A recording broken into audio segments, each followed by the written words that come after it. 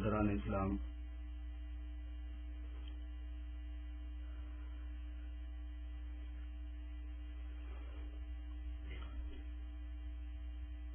ہندوستان اور پاکستان میں اور اس کے قرب و جوار میں اللہ تبارک و تعالی نے دین کے محافظین بڑے پیدا فرمائے۔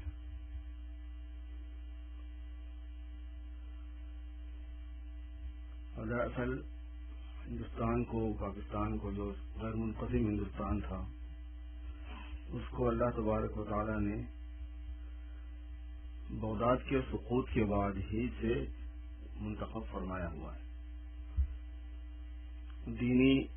حیثیت سے بھی اور دنیاوی حیثیت سے بھی۔ پھر اس کے بعد میں اللہ تبارک و تعالیٰ کی حکمت و مصلحت، دنیا کے اعتبار سے یہ علاقہ زوال پذیر ہو گیا، لیکن دین کے اعتبار سے وہاں بڑے بڑے علماء، محققین، مدققین، محدثین، مفسرین، اولیاء اللہ، صوفیاء، مصلحین، مربین پیدا ہوئے اور پیدا ہوتے رہے ہیں اور آج بھی ہیں۔ ہماری دانش کے اعتبار سے آج بھی پوری دنیا میں اس کا کوئی مثل نہیں ہے، اور اس کی خاص وجہ یہ ہے کہ وہاں اس بات کا اہتمام ہوا ہے،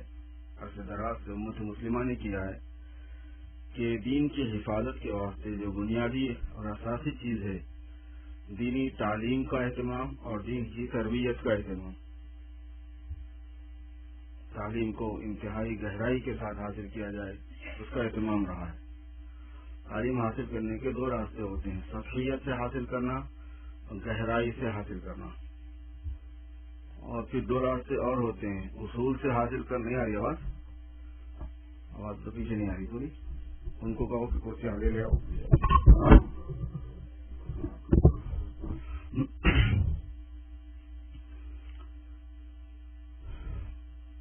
اور پھر دو قسمیں اس کی اور ہوتی ہیں، اصول کے ساتھ تعلیم حاصل کرنا، بے اصولی کے ساتھ تعلیم حاصل کرنا۔ ہمارے ہاں تعلیم کا، دینی تعلیم کا جو سلسلہ ہے وہ انتہائی گہرائی کے ساتھ اور انتہائی اصولوں کے ساتھ ہے انڈیا پاکستان میں۔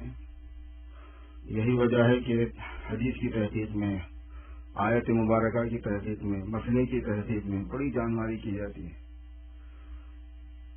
اور اگر ان کے حالات کا آپ تجسس کریں، جن لوگوں نے دین کی حفاظت کا بیڑا اٹھایا ہوا ہے اور اس کے لیے جان توڑ کوشش کرتے رہے ہیں، مدارس کی شکل میں، خانقاہوں کی شکل میں، ان سے اتنے عجیب و غریب حالات کہ آپ ان کا تصور بھی نہیں کر سکتے، ان کی غربت کا، ان کی مسکنت کا، ان کی پریشانیوں مصیبتوں کا، دنیاوی اعتبار سے ان کی کمزوری کا، کسی کو گمان بھی نہیں ہو سکتا کہ یہ لوگ اتنے کمزور رہے ہوں گے، مگر تھے، کیونکہ ان کو دین کی حفاظت پیش نظر تھی، دنیا نہیں تھی، وہ گزر جائے گی جیسے گزرے گی۔ کسی کو اللہ نے وسعت کے ساتھ گزار دیا، کسی کو اللہ نے تنگی کے ساتھ گزار دیا، مگر گزار دیا۔ مگر یہ بہت افسوس کی بات ہے کہ اب یہ سلسلہ علماء کا وہ دھیرے دھیرے کم ہوتا جا رہا ہے۔ ان اللہ تعالیٰ یقبض العلماء، اللہ تبارک و تعالیٰ علماء کو اٹھاتے رہیں گے، اور یہ اٹھانا ان کا بموت العلماء، علماء کی موت کے ذریعے سے ہوتا رہے گا، علماء مرتے رہیں گے،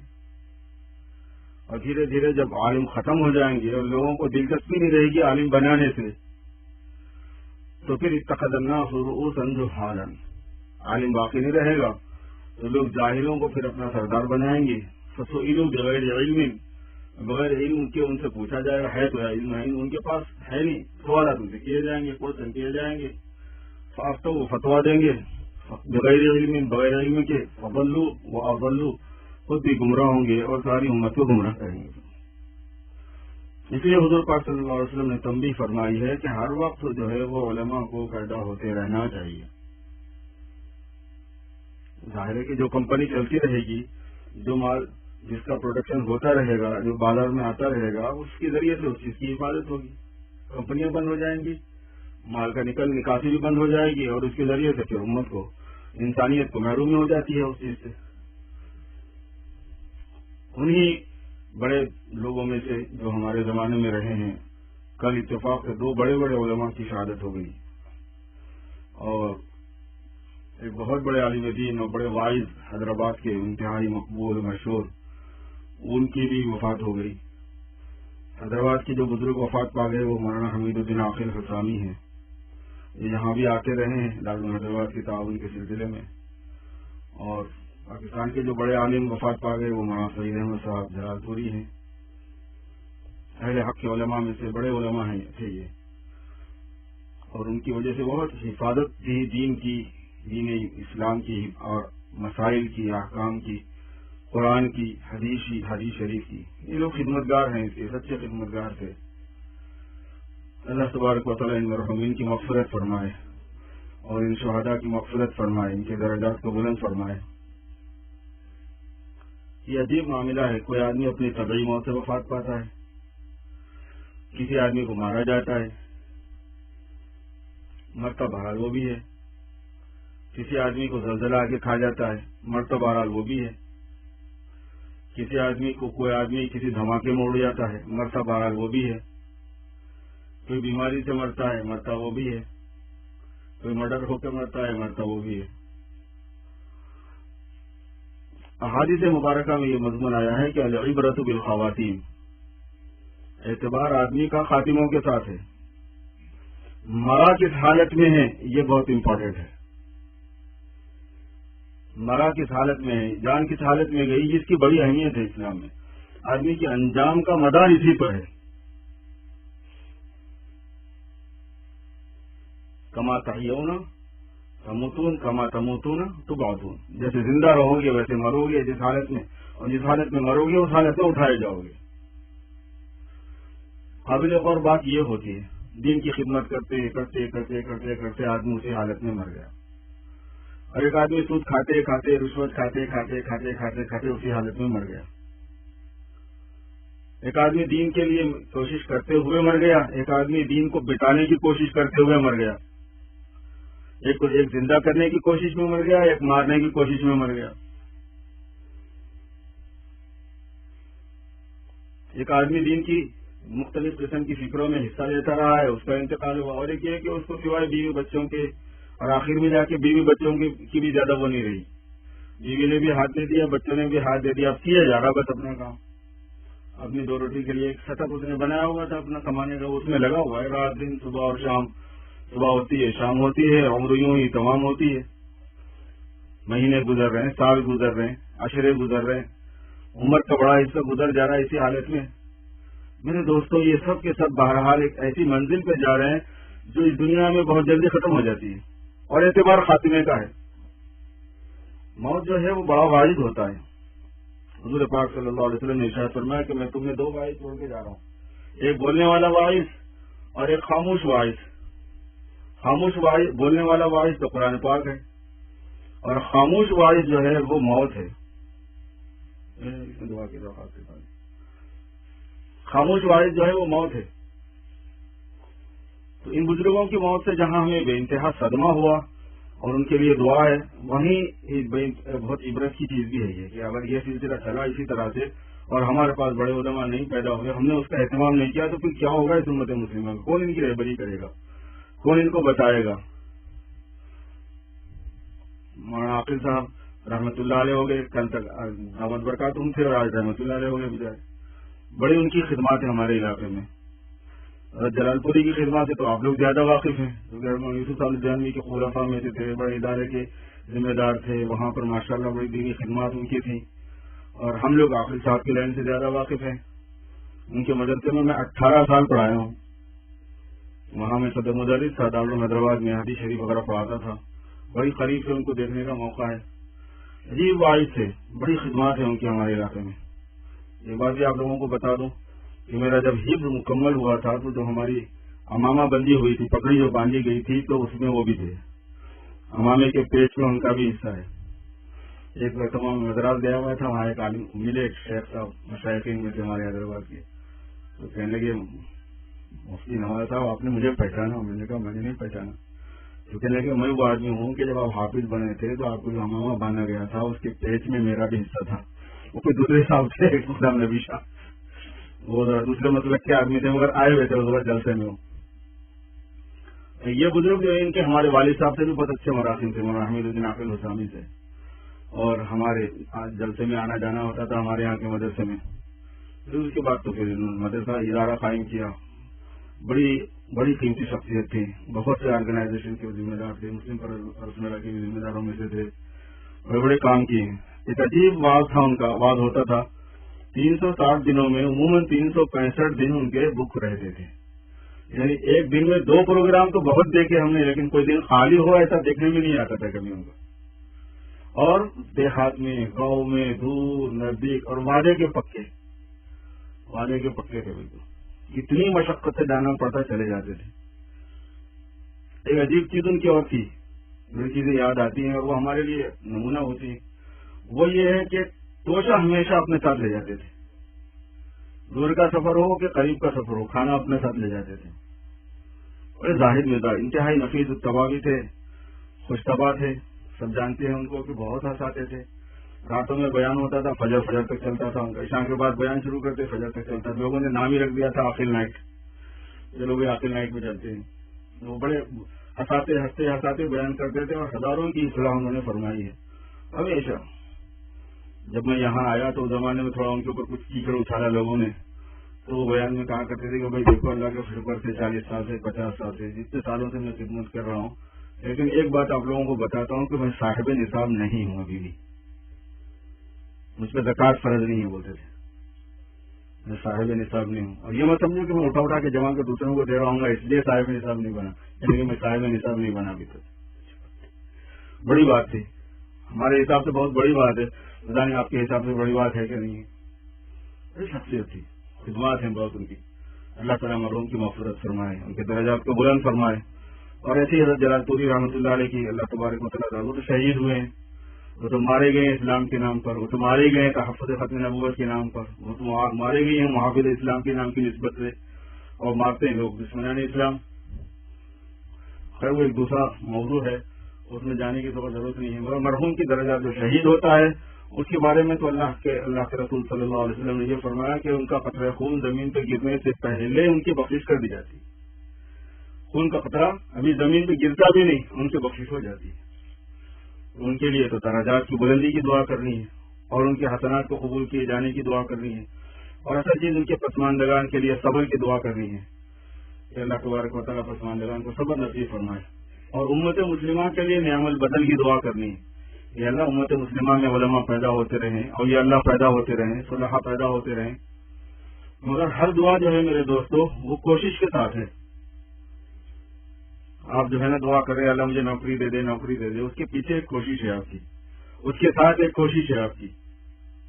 جہاں پر بھی آپ نے اپلیکیشن نوکری کے لیے دیا ہوگا، ایک ڈگری آپ کے ساتھ ہوگی جو ایک کوشش ہے اس کے ساتھ میں لگی ہوئی. اور جب آپ کا اپلیکیشن منظور ہوگا اس کے ساتھ ایک کوشش لگی ہوئی ہوگی. ہر دعا اس دنیا دارالاسباب میں کوشش کے ساتھ مربوط ہے. اگر آپ یہ کہیں، یہ دعا کریں کہ یا اللہ علماء کرام پیدا فرما دے، یا اللہ اہل اللہ عطا فرما دے، علماء نصیب فرما دے، امت مسلمہ کو صحیح قائد نصیب فرما دے، صحیح لیڈر نصیب فرما دے، تو آپ کو کوشش بھی کرنی پڑتی ہے، محنت بھی کرنی پڑتی ہے، چاہے کسی جگہ سے کریں آپ. اس ملک میں بھی اگر کوشش کریں گے آپ تو ہوگا. اس ملک کی مصیبت یہ ہے کہ یہاں علماء تیار نہیں ہوتے، اور مصیبت بالائے مصیبت یہ ہے کہ علماء تیار کرنے کی فکر امت مسلمہ کو نہیں ہے. اور اس بالائے مصیبت پر ایک مصیبت یہ ہے کہ جن کو فکر ہے ان کا تعاون کرنے والے نہیں ہیں جیسے تعاون چاہیے. جس طرح کا تعاون لوگ کر رہے ہیں ایک انتہائی چھوٹی سطح پر بیچارے اپنی فہم کے اعتبار سے کر رہے ہوتے ہیں، اسی اعتبار سے کام بھی ہو رہے ہیں. اس ملک میں بتاؤ کہاں عالم پیدا ہوتے ہیں، اور کتنا بڑا ملک ہے، اور کتنے بے شمار مسلمان ہیں. آپ یہ سمجھتے ہو کہ انٹرنیٹ پر جو معلومات میسر ہیں، لٹریچر کے اندر جو معلومات میسر ہیں، ویب سائٹ پہ جو معلومات میسر ہیں، ویکینڈ میں جو اسکول چلائے جاتے ہیں، اس میں محدثین و مفسرین پیدا ہو جائیں گے، دین کے قائد پیدا ہو جائیں گے، ایسے علماء پیدا ہو جائیں گے کہ آپ قرآن حدیث کے بارے میں جب جہاں سے جس طرح سے بھی ان سے سوال کریں تو وہ آپ کو جواب دے سکیں. کیونکہ دین کے ایسے محافظ پیدا ہو کے تیار رہنا، ہر وقت اویلیبل ہونا ضروری ہے. فرض ہے امت پر کہ امت مسلمہ میں سے کسی بھی فرد کو جو مسئلہ پیش آئے اس کے بارے میں شرعی رہبری کرنے والا ہو، چاہے وہ وراثت کے ہوں، چاہے وہ طلاق کے ہوں، چاہے وہ نکاح کے ہوں، چاہے وہ زکوٰۃ کے ہوں، چاہے وہ حج کے ہوں، چاہے وہ کاروبار کے ہوں، چاہے وہ خلا طلاق کے ہوں، فسخ نکاح کے ہوں، وراثت کے ہوں، معاملات ہوں، معاشرت ہوں، چاہے وہ حقوق کے لین کے ہوں، ماں باپ کے ہوں، اولاد کے ہوں، میاں بیوی کے ہوں، رشتے داروں کے ہوں، پڑوس کے ہوں، دوست کے ہوں، دشمن کے ہوں، سب چیزوں پر سے ایک واقفیت والا سرٹیفکیٹ ہوتا ہے، بحیثیت مجموعی کورس کو مکمل کیے ہوئے ہونا، اس کی رہبری کرنے کے قابل ہونا، وہ تیار رہنا ضروری ہے ہر وقت، کچھ چیزوں کو معلوم رکھ کے رہنا یہ نہیں ہے، یہ تو ہر مسلمان پر فرض ہے کہ ہر مسلمان اپنے دین سے متعلق جو ضروری چیز ہے اس کو معلوم کیا ہوا رہے، یہ تو فرض عین ہے۔ ایک فرض کفایہ ہوتا ہے کہ امت میں ایسے افراد پیدا ہونا، اور وہ میرے دوستوں وہ تو علماء کے تیار ہونے سے ہوگا، ایک بھی نہیں ہے مدرسہ، ایک بکولوں کے اندر ہے مولانا اسماعیل میمن کے پاس بس،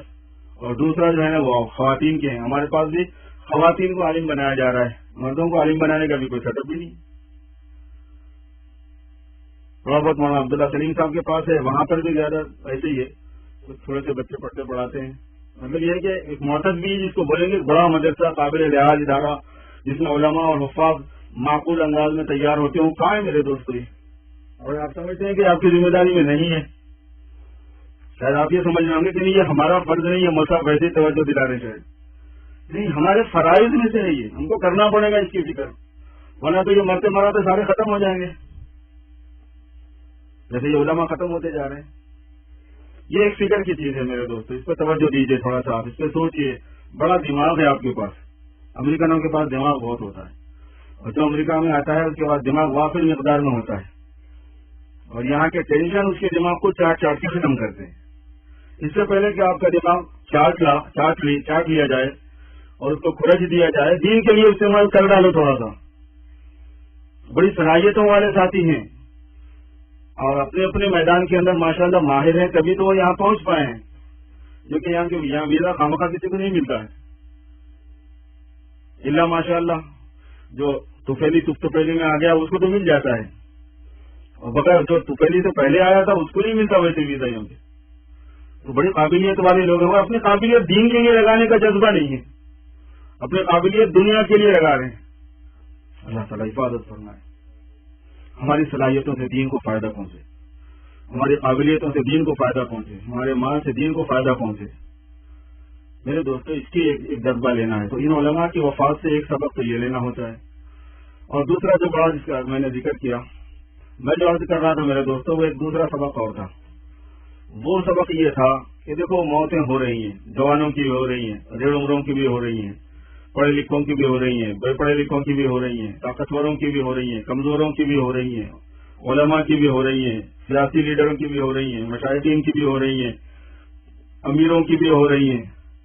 بڑے بڑے حکومت کے عہدیداروں کی بھی ہو رہی ہیں، اپنوں کی بھی ہو رہی ہیں، پرایوں کی بھی ہو رہی ہیں، اور سب مر رہے ہیں،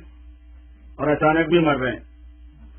اب یہ زلزلہ ہیتی کا، یہ زلزلہ چلی کا، یہ زلزلہ ترکی کا، کیا ہے میرے دوست، بڑا سبق ہے، ایک منٹ میں ہوتے ہیں فیصلے،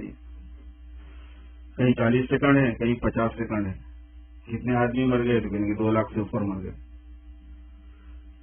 59 سیکنڈ ہے، کتنے آدمی ڈسٹرب ہوئے تو بولے 2 ملین آدمی ڈسٹرب ہو گئے، 10 ملین آدمی ڈسٹرب ہو گئے، گھر ان کے تباہ و برباد ہو گئے،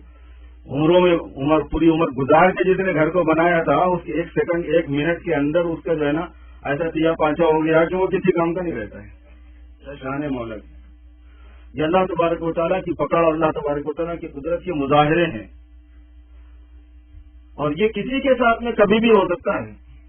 تو ہماری زندگی کے لیے کوئی شورٹی کوئی گارنٹی نہیں ہے کہ ہم بھی رہنے والے ہیں، ہم کبھی بھی ختم ہو جائیں گے، اس وجہ سے تیاری کرنی ہے، اور جیسے مرتا ہے بندہ ویسے اٹھایا جائے گا۔ جیسے میں نے کہا یہ ایک آدمی مرنا دیں کی خدمت کرتے کرتے مر گیا، اب ہمیشہ کے لیے اس کا اس دنیا سے راستہ ان سے ہو گیا، اب تو انجام ہی سامنے ہے اس کی۔ ایک آدمی شہید ہو گیا اللہ کے راستے میں، مر گیا، وہ پھر آئے گا نہیں، وہ مگر ایک منزل پہ وہ پہنچ گیا۔ ایک آدمی مر رہا دشمنی کرتے کرتے اسلام کی، وہ واپس نہیں آئے گا، اپنی منزل پہ وہ پہنچ گیا۔ ایک آدمی جس کو فجور میں، بدکاری میں، عیاشی میں، بدماشی میں وقت گزار رہا تھا، وہ حادثے کا شکار ہو کے مر گیا، اور ایک آدمی نیک و پرہیزگار متقی تھا، وہ حادثے کا شکار ہو گیا۔ ایک آدمی اللہ کے لیے لڑتے لڑتے ہو گیا، ایک آدمی اللہ کے لیے لڑنے والوں کو مارتے مارتے ہو گیا۔ ہو تو یہ بھی رہا، ہو تو وہ بھی رہا۔ ہماری موت کس حالت میں آئے، اور جو قرائن ہوتے ہیں، جو حالات ہوتے ہیں، وہی سے آپ کو متعین کرتے ہیں کہ اس حالت میں آئے گی، لگتا ہی ہے۔ اس لیے اپنے حالت کو فوری طور پر صحیح کرنا ہے، اور اپنی حالت کو ترقی کی طرف لے جانا ہے، توبہ کرنا، استغفار کرنا، ظاہری اور باطنی دونوں حالتوں کو صحیح کرنے کی فکر کرنا، جانی اور مالی دونوں حیثیتوں کو صحیح کرنے کی فکر کرنا، یہ ضروری ہوتا ہے میرے دوستو۔ موت تو ہوتی ہے، موتوں سے بڑے سبق ملتے ہیں، لوگوں کے مر جانے سے بڑے سبق ملتے ہیں۔ بہرحال اسی پر تذکرہ تھا مولانا حافظ صاحب کی وفات پر اور حضرت مولانا جلال پوری کی وفات پر۔ اللہ تبارک و تعالیٰ ان مرحومین کو درجات نصیب فرمائے، ان کی مغفرت فرمائے، ان کی پسماندگان کو صبر نصیب فرمائے، اور ان کے حسنات کو قبول فرمائے، جو کچھ ان کی مساعی جمیلہ ہیں، قربانیاں ہیں، کوششیں ہیں امت مسلمہ کے لیے، اور اللہ تعالیٰ امت مسلمہ کو اس کا نعم البدل عطا فرمائے۔ آخر دعوانا الحمدللہ رب العالمین۔ سنتیں پڑھ لیجیے جنہوں نے سنت نہیں۔